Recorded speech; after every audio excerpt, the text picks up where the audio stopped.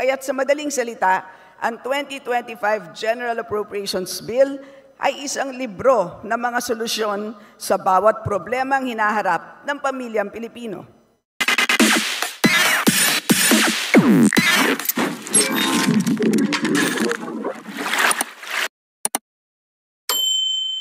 Madam Speaker, colleagues, guests, magandang umaga po sa inyong lahat.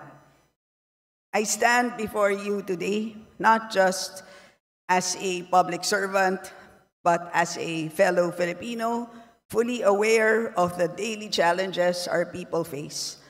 The high cost of basic needs, especially rice and electricity charges, to unforeseen events such as illness, death, and job loss that can easily push a family to worsening degrees of poverty, or for a family to become poor even when not poor. Sa amin po sa Marikina, ang simpleng ulan ay maaaring magdulot ng matinding baha. Kaya't para sa amin at sa nakararami ang palaisipan, kailan kaya tuluyan nang mawawala ang baha sa buhay namin. When it rains, fear grips us. When will a solution to these recurring challenges finally come? We have concluded the budget hearings for each agency, and what stands clear is the vital role of accountability and transparency. The funds entrusted by Congress are not just figures in a ledger. They are meant to uplift lives and create real, lasting improvements for every Filipino. Kaya't malaga na busisihin ang bawat piso sa budget. Malamang ito ang point of view ng ating mga kababayan habang sinusuri natin ang pambansang budget. This morning, we will discuss and debate the general principles on which the 2025 General Appropriations Bill was crafted, the macroeconomic assumptions, and the targets that we hope to achieve. Adopted by Congress in 2022, our medium-term fiscal framework, which articulates our multi-year economic targets, is built on robust macroeconomic principles, carefully calibrated to address both domestic and global challenges. We are navigating towards sustained and inclusive growth while ensuring fiscal consolidation remains a priority. Yes, our economy is growing today. Our GDP expanded by 6.3% in the first half of the year, putting us on track to meet our growth target of 6 to 7%. This reflects sound fiscal management and responsible governance. The numbers show that we are on the right path. Through our collective efforts, we have brought inflation down to 3.3% as of August 2024. However, the work is far from over. Year to date, the inflation rate stands at 3.6%, which is 32% lower than the 5.3% year-to-date inflation rate from last year. On employment, the numbers tell a hopeful story. The unemployment rate has dropped to 4.7% in July from 4.9% last year. In 2024, wage and salaried workers increased by 907,000. Just in July, we saw an additional 221,000 compared to the same month last year. This is a clear sign that more Filipinos are finding higher quality jobs and that our efforts to create meaningful employment are making a real difference. This budget that we are proposing is a piece of the roadmap for growth, sustainable and inclusive development. It contains the various programs of government created to address problems that have emerged over time. Kaya't sa madaling salita, ang 2025 General Appropriations Bill ay isang libro ng mga solusyon sa bawat problemang hinaharap ng pamilyang Pilipino. The proposed 6.352 trillion peso budget for fiscal year 2025 is more than just a set of allocations. It reflects our commitment to improving the lives of every Filipino. At the forefront is education, with a proposed allocation of 977.6 billion pesos, recognizing that the future strength of our nation lies in the hands of our youth. Through these investments, we aim to equip them with the skills needed to meet tomorrow's challenges. Healthcare is set to receive 297.6 billion pesos to ensure that every Filipino has access to quality medical services. By proposing to strengthen PhilHealth and upgrade our hospitals, we are laying the groundwork for a healthier, more productive population. Ang 211.3 billion pesos para sa agrikultura ay para matiyak ang seguridad sa pagkain. Sa pamamagitan ng pagbibigay lakas sa ating mga magsasaka, tinitiyak natin na may sapat at abot-kayang pagkain ang bawat Pilipino. Sa taong 2025, nakalaan ang 253.378 billion pesos para sa ayuda na naglalayong magbigay ng suporta sa mga pinaka-nangangailangan sa ating lipunan. Ang tulong na ito ay mahalaga upang matulungan ang mga pamilya sa pagharap sa mga hamon tulad ng sakit at sakuna na nagdudulot ng matinding hirap na talagang nakakapagpanglumo. Ito ay tulong na magbibigay daan sa kanilang pagbangon at magtitiyak ng tuloy-tuloy na pag-unlad ng pamilyang Pilipino. Narito tayo ngayon hindi para magturuan, kundi para tiyakin na ang budget na ating tatalakayin ay magsisilbing gabay tungo sa mas maliwanag na kinabukasan. Isang budget na magbibigay ng tiwala sa bawat Pilipino na ang pamahalaan ay tapat na naglilingkod para sa kanilang kapakanan. Ang budget na ito ay hindi lamang mga numero. Ito ay plano para matiyak na ang bawat piso ay magagamit ng tama at mararamdaman ng bawat Pilipino, lalo na ng mga pinaka-nangangailangan. Sama-sama natin isusulong ang budget na magbibigay ng pag-asa at kaunlaran. Tiwala ako na ang ating talakayan ay magiging masinop at malalim batay sa ating tungkulin na tiyakin na ang bawat piso ay tunay na magsisilbi sa kapakanan ng lahat. Maraming salamat at mabuhay ang Pilipinas. Madam Speaker, we may now proceed with the debate on the general principles of the 2025 national budget. Majority Leader. According to the Philippine Statistics Authority, the unemployment rate reached its lowest at 3.1% as of June 2024. Is this correct, Madam Speaker, Madam Sponsor? That is correct, Madam Speaker, Your Honor. So, the unemployment rate as of now is 3.1%, a rather low That is figure. correct, Madam Speaker, Your Honor.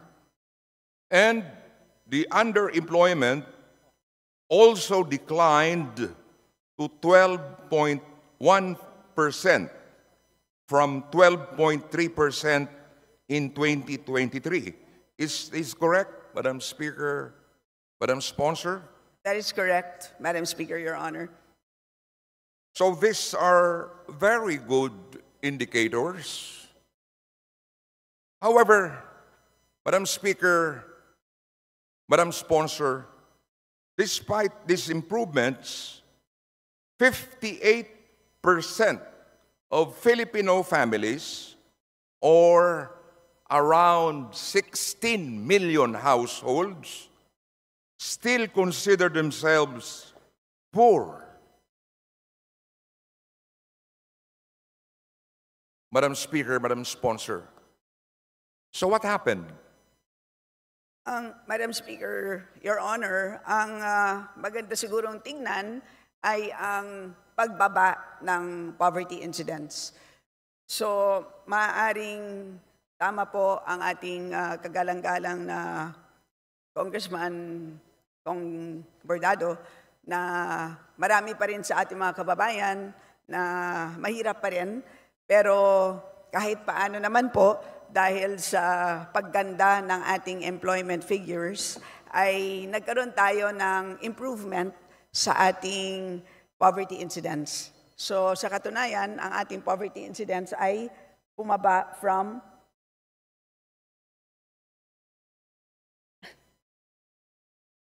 poverty incidence dropped from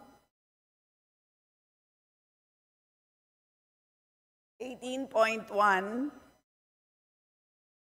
in 2021 to 15.5 in 2023.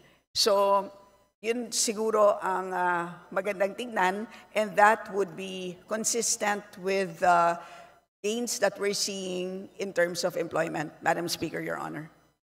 So the poverty incidence drastically declined, Madam Speaker, Madam Sponsor, from 18.1% in 2021 to 15.5% in 2023.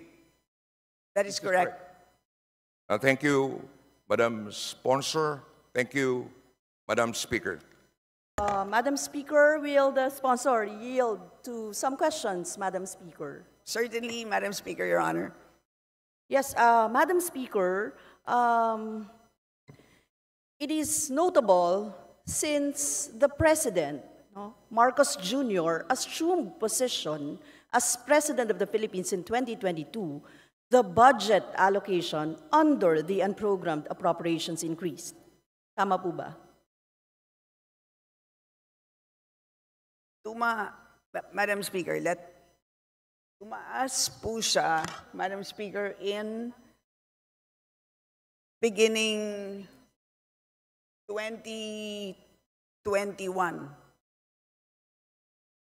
Tumaas po siya during President Duterte, Madam Speaker.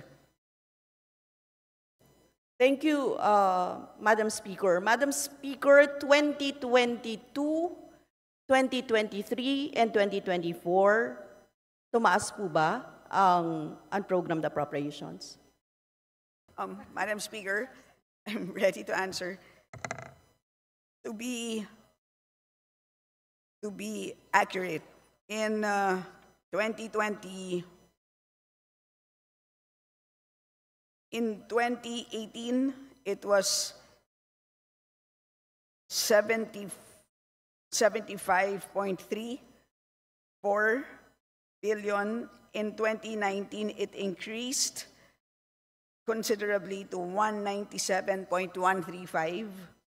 And then in 2020, 216.303. In 2021, 176.315. 2022, 251.63. 2023, 807.162. 2024, 731.4. Thank you, Madam Speaker. So, which means, Madam Speaker, from 251 noong 2022, it became 807. Unprecedented po yun. And 731 for 2024. So malaki po, Madam Speaker. But Madam Speaker, gusto kong magtanong, kaugnay din sa PhilHealth, Madam Speaker, ano-anong GOCCs pa ang may excess funds? Can you give us the breakdown at ano-anong GOCCs din ang nagbabalik sa National Treasury? Madam Speaker, Your Honor, as of August, it is just PDIC as well as PhilHealth, Madam Speaker. May breakdown kayo, Madam Speaker? Yes, Madam Speaker. For first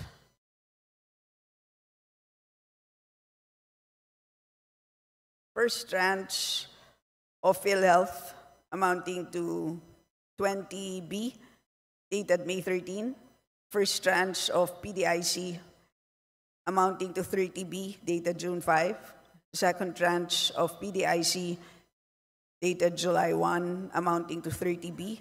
Third tranche of PDIC, amounting to 20B dated August 14, and second tranche of PhilHealth amounting to 10B dated August 22, for a total of 110. Thank you, Madam Speaker. 110B. So, Madam Speaker, sa 2024 GAA Unprogrammed Appropriations Special Provision Number 1, dinagdag ang GOCC excess funds noong Bicameral Conference Committee bilang isa sa mga magpupuno ng unprogrammed appropriations. In-expand, therefore, ang mode ng UA. Hindi ba parang Maharlika Investment Fund ito? Unang beses itong ginawa, isa sa mga naging issue dahil dito ay ang pagbabalik ng PhilHealth sa National Treasury ng excess funds. Kaya po yung kaninang sinabi ninyo. At paglalagay nito sa UA or Unprogrammed Appropriations. Madam Speaker, magkano ang kabuang halaga na nakolekta mula sa GOCCs para pondohan ang unprogrammed appropriations sa 2024?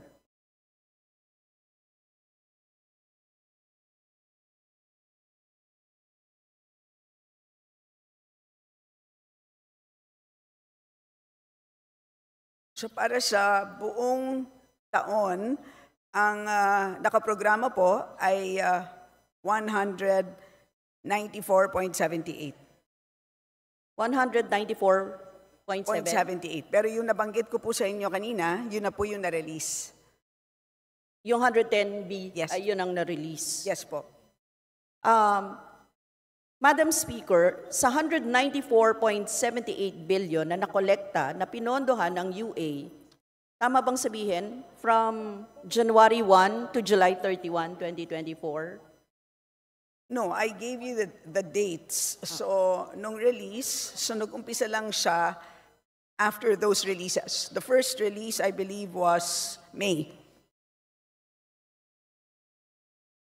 So, Madam Speaker, if I may, ang UA ay natitrigger lang po siya ng excess revenues, Okay.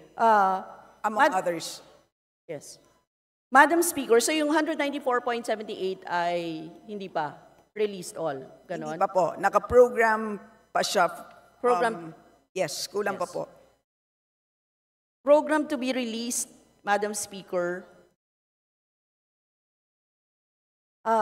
At saan i-release, Madam Speaker? May listahan ba kayo? Madam Speaker, meron tayong listahan ng for charging to UA. So, ano po ang what is the pleasure of Your Yes, Honor? may I have a copy, Madam Speaker? Nung, Yes. mahaba ba, Madam Speaker? Mahaba-haba po. But what is notable is that nung na-release po ang PhilHealth, ay agad-agad pong nabayaran ang ating utang sa ating healthcare workers. Kung naalala po ninyo, ang utang natin sa kanila noong pandemya, yung public health emergency benefits and allowances for healthcare and non-healthcare workers, na-release po natin yung 27.453 billion. So yun po ay isa sa notable na nabayaran natin as a result of the transfer from PhilHealth amounting to 30 billion. And Yes, this was done July 5, 2024. Yes, Madam thank Speaker, you, Madam Your Honor. Speaker. Mamaya pupuntahan ko po yung issue na yan, Madam Speaker, because we think that dapat nasa regular line item talaga yung personal benefits and budget para sa public health emergency benefits and allowances and not in the UA, Madam Speaker.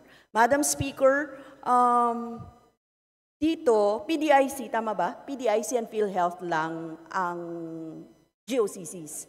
Meron That pa is bang correct. iba? Wala na. Wala na po as Walang of remit. today, Madam Speaker. As of today, wala na. Madam Speaker, yes. Madam Speaker, noong 2023, Sabi ko nga, nakita ang pagtaas ng i-allocate na pondo sa unprogrammed appropriations mula sa 2023 NEP na 588 billion naging 807 billion sa 2023 GAA, Madam Speaker. So meron pang mula sa NEP 500 pero naging 807 dun sa GAA. At 332 billion dito ay napondohan.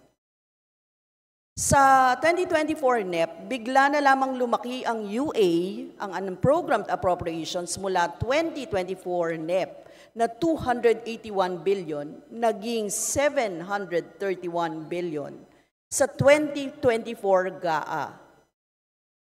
Tama ba, Madam Speaker? 168, ang sinabi nyo kanina ay 194.78 ongoing pa? Yung unprogrammed appropriations ay pinupondohan or napondohan mula January to July 2024. Diba? Certain sections, kasi ang sinabi niyo po kanina, 194.78. Yes, that is from the two GOCCs mentioned earlier, from PDIC and PhilHealth. Oo. Pero, Madam Speaker, yung itemized kanina na sinabi ninyo, na na hinihingi yung copy, Yes, kung magkano doon, kung ilan doon at magkano doon, hindi pa natin natin alam. Madam Speaker, if I may explain further, meron tayong dalawang, at least 3 categories ng UA. Yung nare-release as a result of excess revenues.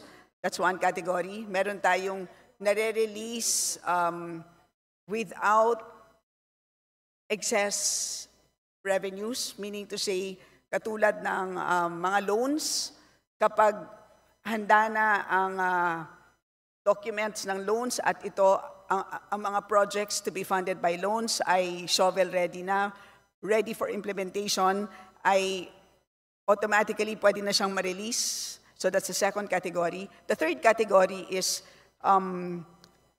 ito pong na-mention natin, na kapag certain GOCCs na merong pong excess revenues, katulad ng itong PDIC at PhilHealth na nabanggit kanina, and ito po, mapopondohan po ang certain projects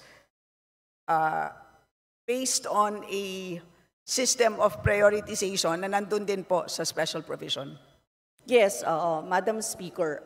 Madam Speaker, given na malaki kasi yung pondo, no, Madam Speaker, na nilalaan sa unprogrammed appropriations, kaya kanina tinatanong ko yung itemization and ng unprogrammed appropriations. Pwede ko pong makuha yung copy para... Now sa unprogrammed appropriations, halimbawa, general lang. Can I have, para maperus? Halimbawa, sa general strengthening assistance for government infrastructure and social programs or sa GISIP, may nakalagay ba dyan kung anong mga programa, departamento ang bibigyan nito?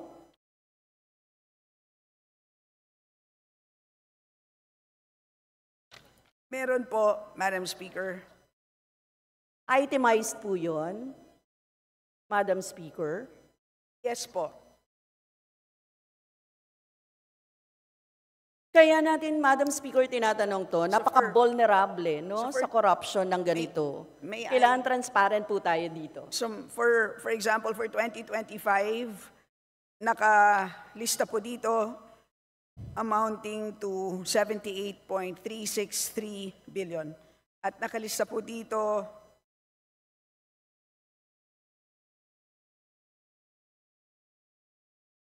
16 items. Okay. So I can also provide the list, Madam Speaker, to your honor. Thank you, Madam Speaker. Antayin ko po yung list. Madam Speaker, sa 2024 UA Special Provision number 1, din, sinasabi na may top priority na paglalaanan ng unprogrammed funds. Una rito ay ang personnel benefits o sahod, social services, continuing public health emergency, government counterpart for foreign assisted projects, infrastructure projects at iba pa. Pero nakalagay din sa UA provision na pwedeng i-modify ang order ng priority. Now, Madam Speaker, ibig sabihin, pwedeng unahin pondohan ng makokolekta sa unprogrammed appropriations ang infrastruktura, depende kung sasabihin ng Presidente. Tama po ba? Madam Speaker, well, una sa lahat, ang nagde-decide dito sa pag-prioritize, well, may sistema naman talaga ng pag-prioritize which is sinusundan naman ng ating DBCC. So far ay wala namang paglihis dito sa prioritization. So, yun po. Madam Speaker, ang tanong ko simple lang eh. Pwedeng i-modify ng Presidente. Kumbaga, sa order of priority, pwede niya sabihin, bibigyan ko ng infrastructure ito kesa sa sweldo o sahod ng ganito. Kasi ang nakasulat dito, Madam Speaker, pwedeng magbago, pero based on commitments to international and multilateral organizations, based on the Philippine Development Plan 2023 to 2028, based on the medium-term fiscal framework, based on the 8-point socioeconomic agenda, and for those that may be identified as key budget priorities. So hindi po siya base sa specific na sinasabi ng isang tao. Nakabase po siya sa mga principles na to, sa mga documents na to, sa mga programa na to. So yun po ang sinusundan ng pag-prioritize ng releasing ng unprogrammed appropriations, Madam Speaker, Your Honor. Yes, thank you, Madam Speaker. Tinatanong ko to kasi nakita ko naman yung special provision number 1. Tama, notwithstanding the foregoing, the order of priority may be modified to support the funding of urgent or implementation-ready projects, which are 1, 2, 3. Yung sinabi nyo nga po. 1, 2 lang pala. Tapos merong I and II. No? Para sa PDP 2023-2028, so medium-term fiscal framework. So, Madam Speaker, ang tanong ko dito, sa 2024 UA Special Provision number 15 ng DBM, ang DBM ang authorized para mag-approve ng modification na ito. Tama Yun po. ang sinasabi nyo eh. Tama po, Madam So, Speaker, kung Your Honor. DBM, ano-anong modification at ilan ang na-approve na modification ng DBM? Madam Speaker. Madam Speaker, nagkaroon pala ng dalawang modifications. One is the public health emergency benefits and allowances for healthcare and non-healthcare workers. Ito po yung nabanggit ko kanina na bayad natin sa healthcare workers nung pandemya. At pangalawa po ay maintenance, repair, and rehabilitation of infrastructure facilities. Ito po yung sa right-of-way. Pero po, nagkaroon ng modification dahil po nagkulang ang amount. Hindi po dahil mababa ang kanilang priority at inuna sila sa release. So halimbawa po, pagdating sa COVID allowances, ang nakaprogram na amount is 25.1 billion, pero ang kinailangan i-release ay 27.4 billion. Kaya nagkaroon ng need to modify. Pagdating naman po sa right-of-way, ang original na appropriated amount is 3 billion, pero ang kinailangan po ng DPWH for right-of-way is 6 billion, Madam Speaker, Your Honor. Yes, thank you, Madam Speaker. May we have a copy of the modification, kahit yung dalawa po na modification na sinasabi, Madam Speaker. Yun, Madam Speaker, ibig sabihin, kahit sa right-of-way, in aid of the infrastructure pa rin yun, Madam Speaker. So, Madam Speaker, simple lang naman po yung tinanong ko kanina, kung pwedeng nasa discretion ng presidente kung saan ilalagay yung pondo sa ilalim ng unprogrammed appropriations. So, again, Madam Speaker, Your Honor, klaro naman po sa guidelines ng ating release ng UA yung sistema ng pag-release at wala naman pong nakasaad dito na nasa kamay po ng presidente ang pag-release.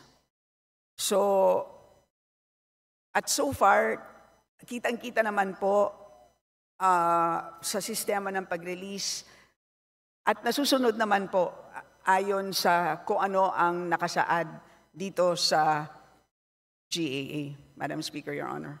Yes, thank you, Madam Speaker. Madam Speaker, first of all, ang gusto po sana namin sa halip na nasa UA, dapat nasa regular item dapat yung personal benefits and budget para sa public health emergency benefits and allowances para sa healthcare at non-healthcare workers na binabanggit kanina. At kahit yung social pension for indigent senior citizen, dapat po hindi yun nilalagay sa unprogrammed appropriations, Madam Chair, Madam Speaker.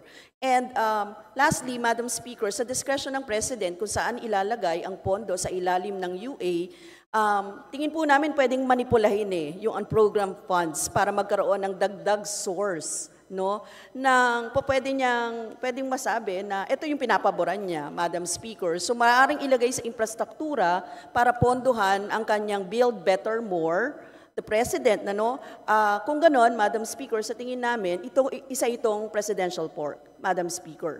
Now, my second set of questions, Madam Speaker. Madam Speaker, before you proceed, yes.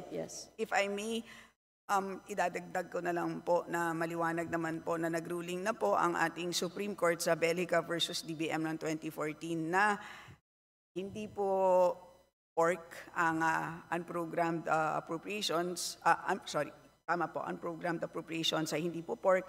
Ito po, malinaw po na constitutional.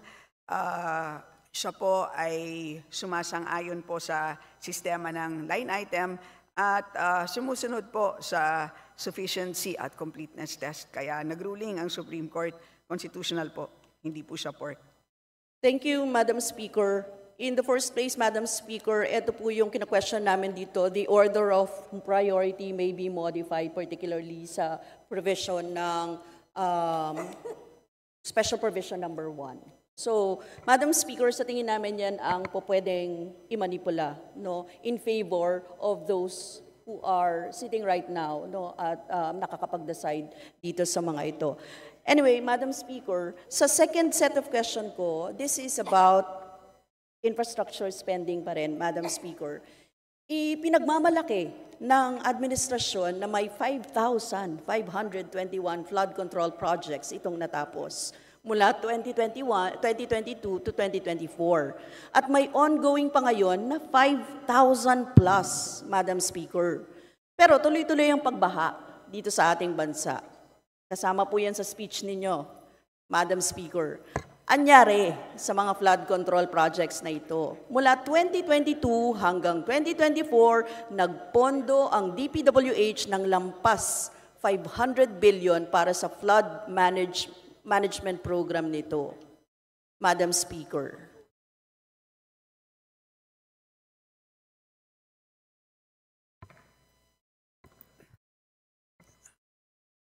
Well, alam natin na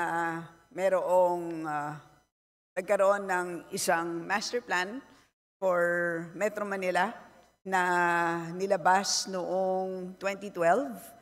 Pero kung titignan natin ngayon, kung nasaan na tayo pagdating sa plano na yan, ay marami doon na medyo hindi natupad. Nagkaroon ng paglihis doon sa original plan. Kaya tingin ko kailangan balikan at this point in time. I share your frustration, Your Honor, Madam Speaker. At tingin ko ang NEDA naman at this point in time ay nung kami ay nag-uusap, sila naman ay handa nilang balikan yan. And of course, siyempre sa ngayon ay ayan, binabantayan talaga natin ang mga flood control projects. Base din sa mga ibang hearings, katulad ng COA, ang isang major problem is yung mabagal na pag-implement. Kasama dyan ang delays at low fund use. Yan ang naalala ko sa ibang hearing.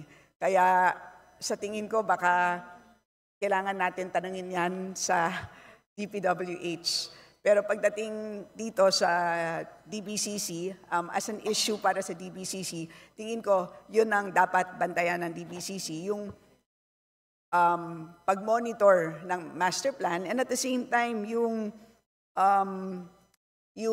pagkakaroon ng master plan para sa buong bansa. Kasi sa pagkakaalam ko, meron lang na-adopt para sa Metro Manila.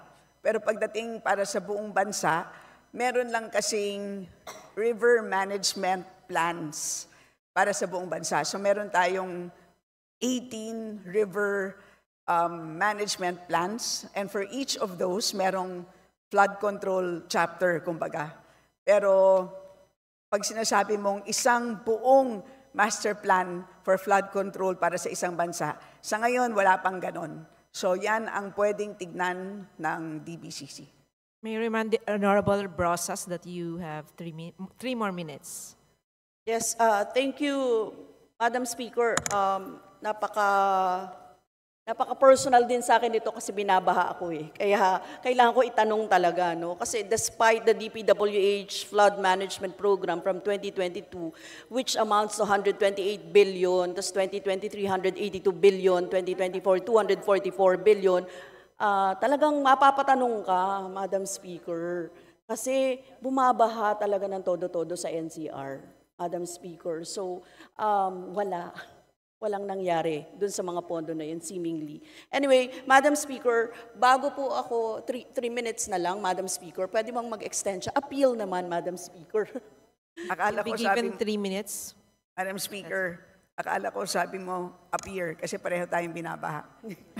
Appeal kay Madam Speaker natin. Madam Speaker, meron ng DPWH na Sustainable Infrastructure Projects Alleviating Gaps, or SIPAG, at Basic Infrastructure Program, BIP. Basically, under these programs, projects, it would include constructing roads, flood management, bridges, and even multipurpose buildings.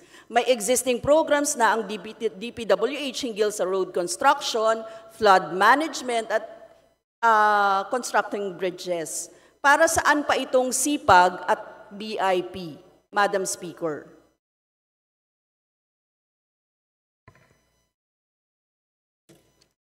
Ang SIPAG, okay, meron tayong SIPAG, flood mitigation structures, protecting public infrastructure facilities.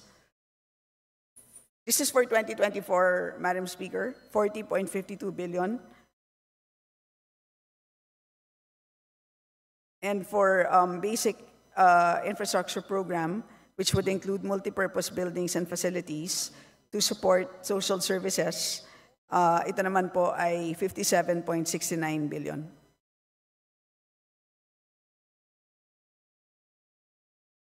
Madam Speaker, very alarming ito, no? Nakita natin na doble-doble yung proyekto ng DPWH na pinopondohan ng napakalaki. What's the point of having multiple programs with the same objectives? Para siyang pare-pareho, Madam Speaker.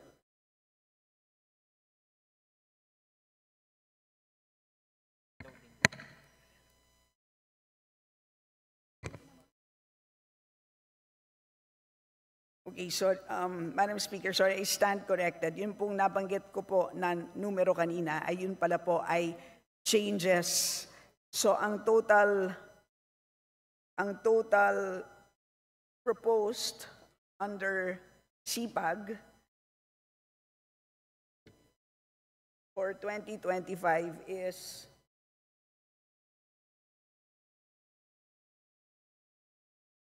is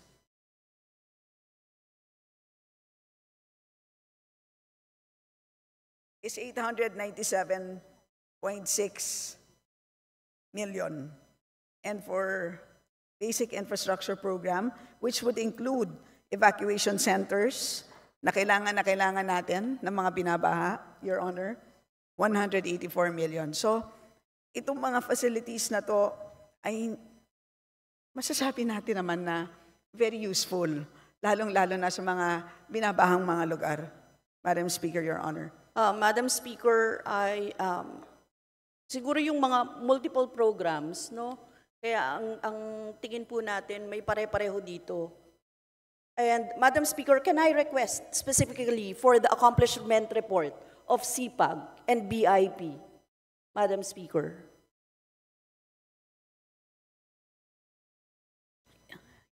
Yes, Madam Speaker, we will submit. Yes, thank you, Madam Speaker. Today, Madam Speaker, no? Kasi Yes po. kumpleto naman na yan. Thank you, Madam Speaker. That's the last of my questions sa DBCC. Madam Speaker, yung ibang questions sa NEDA at saka sa DOF pa. Thank you very much, Madam Speaker. Thank you, Madam Sponsor. Salamat po. Thank you.